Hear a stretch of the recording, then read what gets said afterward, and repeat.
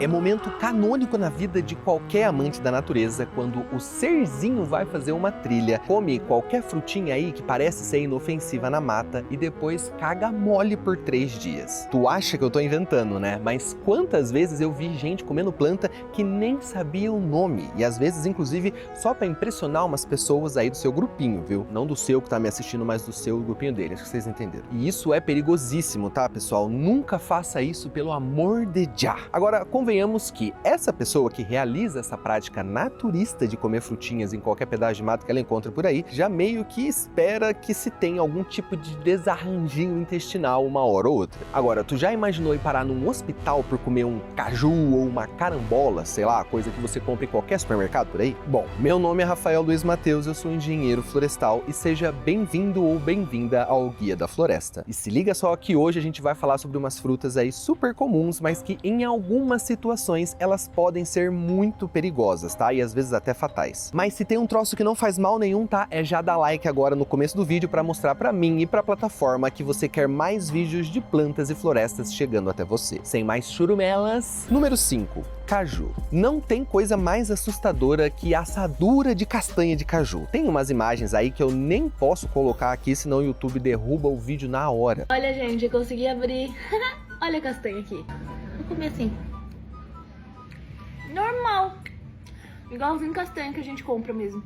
É, gente, e aí já sou eu no hospital depois da cagada. Fazendo minha ficha, passei no médico e ela me deu medicação, dexametasona bem na lomba. Mas antes de falar do veneninho do caju é o seguinte, tá? Pros nóia da morfologia vegetal, vamos dar um nome aos bois aqui. Quer dizer, o nome aos frutos, porque isso que a gente tá vendo é o que costumamos associar com o fruto completo do cajueiro. Porém, como nada na botânica é simples, a parte delicinha do caju que podemos comer cru é, na real, um pseudofruto. Sim, ele tá ali para chamar a atenção dos dispersores da mesma forma que qualquer outro fruto carnoso comum faz. A diferença é que a parte carnosa não tá em volta da semente, tá? Mas em cima dela. A semente está dentro desse feijãozão aqui na ponta. E saca só, isso tudo não é apenas uma semente, mas sim um fruto verdadeiro, só que seco e do tipo aquênio. É por isso que ainda existe um outro tecido vegetal em volta da semente, tá? Uma outra casquinha, que seria a casca do fruto verdadeiro. E para chegar na semente é necessário tirar esse revestimento, porque adivinhem só, ele é tóxico pra caralho. Mas calma aí, vamos fazer um adendo antes de continuar, tá? Por que que tem essas diferenciações de fruto, pseudofruto, se tudo meio que é pro mesmo fim? É que na morfologia vegetal,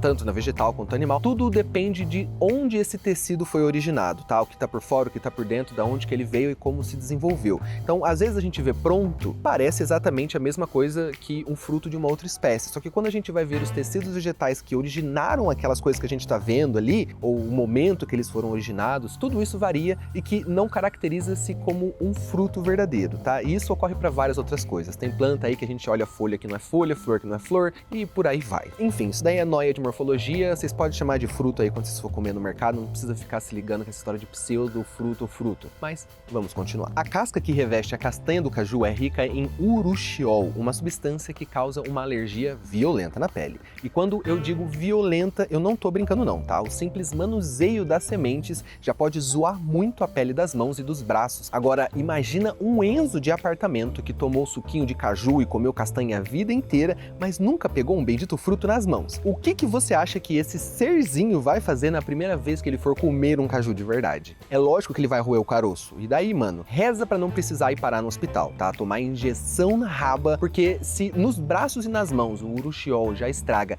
desse jeito, imagina isso corroendo toda a tua pele, da boca e do teu trato digestivo. É por isso que o processamento daquela castanha de caju que tu come com uma cervejinha sempre envolve torrar bastante e depois descascar a bendita. Número 4, carambola. Essa fruta aqui é sacanagem fazer tão mal, porque não tem coisa mais deliciosa do que uma carambola com chocolate.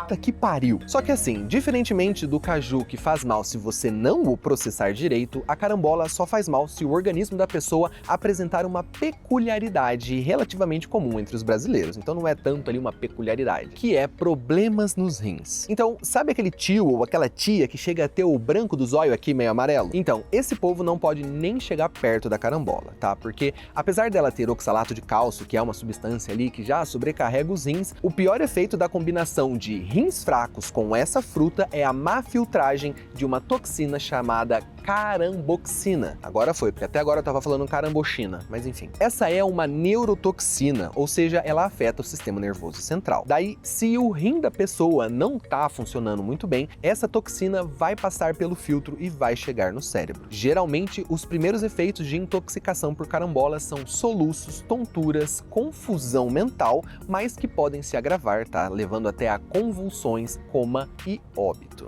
Uai, então quer dizer que carambola não faz mal para os rins e sim para a cabeça? Na real, ela pode afetar os dois. Ela também pode afetar os rins se consumida com muita frequência, tá? Porque daí eles vão estar sempre sobrecarregados. Contudo, as piores consequências de intoxicação por carambola são realmente no cérebro. Mas se ela é tão perigosa, como é que pode ser vendida no mercado? Bom, a intoxicação aguda por caramboxina pode ocorrer de duas formas. Primeiro é se o indivíduo comer um balde de carambola de uma vez, porque daí não tem rim saudável que aguente filtrar essa quantidade de neurotoxina. Ou segundo, se o indivíduo tiver algum problema renal grave, porque daí bastam poucos pedaços de fruta para a neurotoxina começar a agir. Mas na real, você quer saber por que uma fruta tão perigosa ainda é vendida nos supermercados? Simplesmente porque se eles fossem parar de vender alimentos que podem causar alergias ou que são tóxicos em altas quantidades, eles teriam que parar de vender praticamente tudo que tem lá. Mas sim, eu concordo que, principalmente nas seções de hortifruti, os supermercados poderiam ali, ou até deveriam, colocar alguns avisos de alertas, tá, para determinados alimentos, como uma forma, né, de evitar uma intoxicação acidental. Agora, você não deve ficar com medo de consumir carambola, tá? Com um organismo saudável e sobre consumo consciente, né, ou seja, em pequenas doses,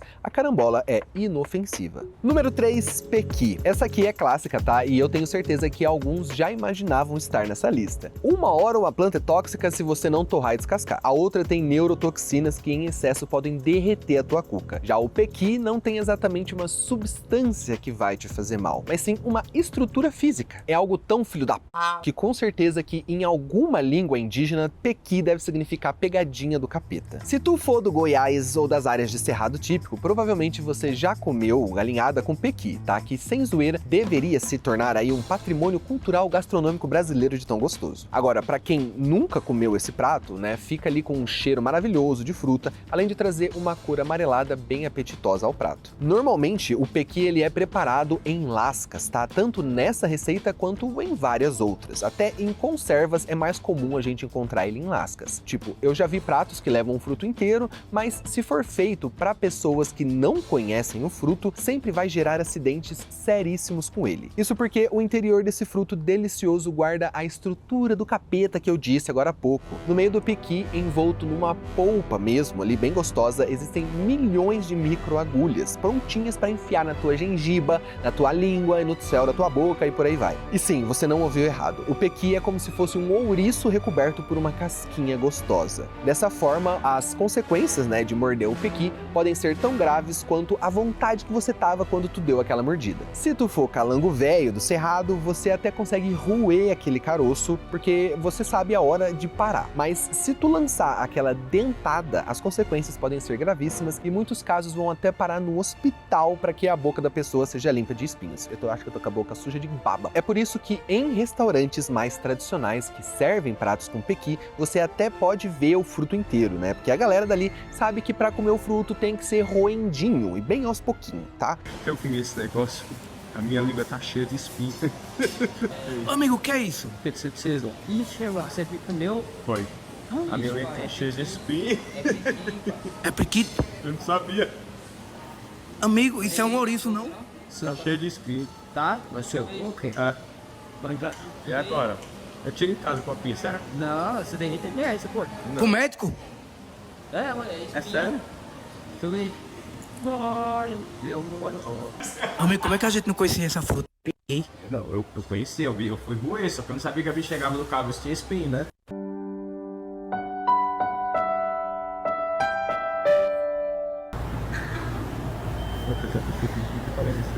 Se se você estiver visitando Goiás e você ver ali uma panelada deliciosa de arroz com frango, bem amarelinha e com umas bolotas amarelas lá no meio, também toma cuidado pra você não, né, dar uma dentada de qualquer jeito ali e ter que parar no hospital. Mas na real, eu queria saber qual foi a maldita estratégia que essa planta tinha na cabeça quando se tornou um ouriço gostoso e cheiroso. Porque, pô, fruto carnoso geralmente é para atrair os dispersores. Eles têm que ser gostosos, eles têm que ser atrativos para os bichos virem comer e dispersar. Só que daí, se a planta desenvolve espinho dentro, pra que ela é gostosa? Enfim, eu não sei, mas se você sabe, já lança aí nos comentários pra mim. É por essas e outras que eu digo que o pequi é realmente uma pegadinha do capeta, tá? A árvore é linda demais, uma das mais lindas do cerrado, inclusive, com suas flores multipistiladas, super cheirosas, com frutos também super cheirosos, com uma aparência mega apetitosa e um sabor único, mas que por dentro é como se você estivesse ali comendo vidro picado. Número 2, lixia. Apesar de ser uma fruta doce e deliciosa, a lixia verde contém toxinas naturais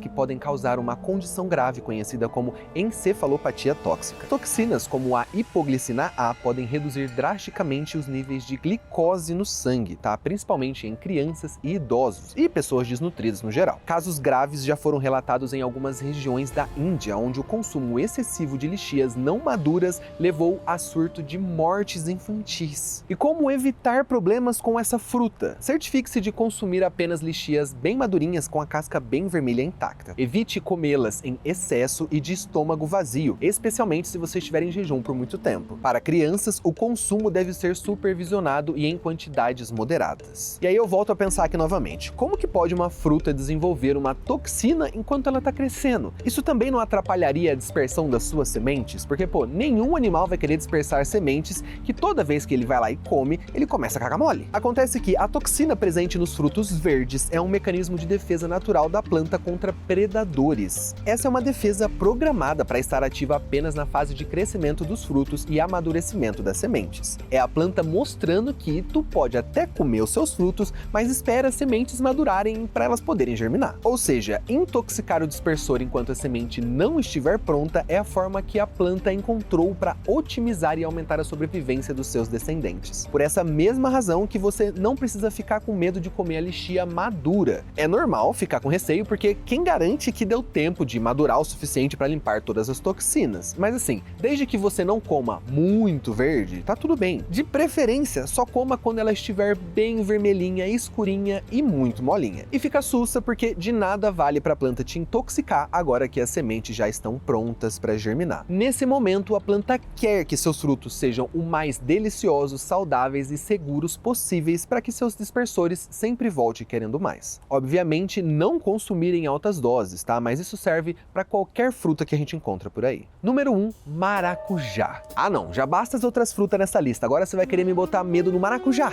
Sim e não, mas calma, tá? O maracujá, que é o nome popular para plantas do gênero Passiflora, é muito conhecido pelo seu fruto delicioso e pelo chá para dormir feito a partir das suas folhas. Mas por trás de tanta beleza, sabor e efeito medicinal, o maracujá pode apresentar sérios riscos à saúde. Só que dessa vez, esse risco não está atrelado única e exclusivamente a algum composto tóxico, mas sim com a identificação botânica errada. Porque veja só no Brasil nós temos aí mais de 150 espécies de Passiflora. Esse é um gênero de trepadeiras nativas com muita variedade de tamanhos, cores, sabores e vários deles aparentam ser muito apetitosos. E sendo bem sincero, quase a maioria dos maracujazinhos aí nativos são realmente muito gostosos. Contudo, existem substâncias tóxicas que o gênero produz que podem estar mais concentrados em algumas espécies do que outras. Isso ocorre tanto pela variação genotípica das espécies, mas também pelo melhoramento feito pela agricultura. Em outras palavras, os maracujás mais comuns que víamos aí na cerca dos nossos avós, ou que a gente encontra toda vez nas gôndolas dos supermercados,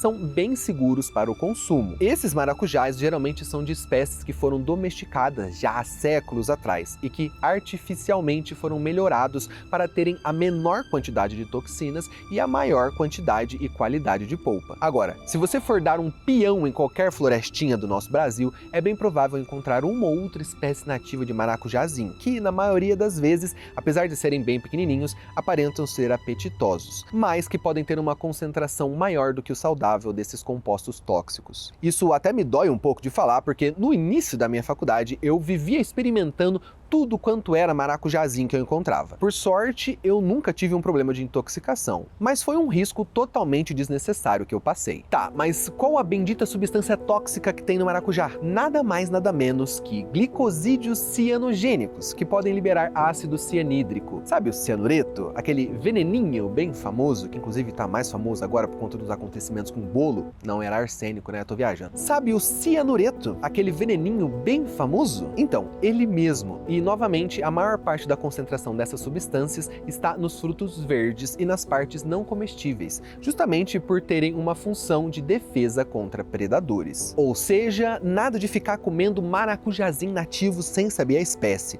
muito menos se ele tiver verde ainda. Um adendo, frutas como essas do vídeo podem apresentar substâncias tóxicas, mas na maioria das vezes são necessárias altas doses para que seus efeitos se desencadeiem. Ou seja, uma ótima forma de proteção contra qualquer fruta diferente que você for ingerir é não coma demais. Além dessa dica, que na verdade pode se estender pode ser uma regra aqui pro canal, fica uma outra lição. Não é porque é natural que não vai te fazer mal. Com base nisso, tome muito cuidado com o que você bota pra dentro do teu organismo, tá bom? Enfim, todo mundo fala aí que maracujá é bom pra isso, pra aquilo outro, mas ninguém fala dos perigos dessas plantinhas, né? E inclusive por isso eu acredito que já vale você se inscrever aqui no canal do Guia da Floresta. Aproveita e já deixa o seu like para apoiar o nosso trampo de divulgação científica por aqui. E também considere se tornar um membro do canal, para que a gente aqui sempre tenha cada vez mais condições de trazer vídeos sobre plantas, florestas e meio ambiente aqui para você. Ah, e falando sobre maracujá, recentemente eu lancei um vídeo sobre o top 7 chás para dormir, e lá eu falo um pouco mais sobre os efeitos calmantes do gênero Passiflora. Clica nele aqui para você continuar a sua jornada em meio a plantas, florestas e muito mais. Eu agradeço a sua presença em mais um vídeo do Guia da Floresta. É nóis, tamo junto, não precisa ter medo de comer fruta,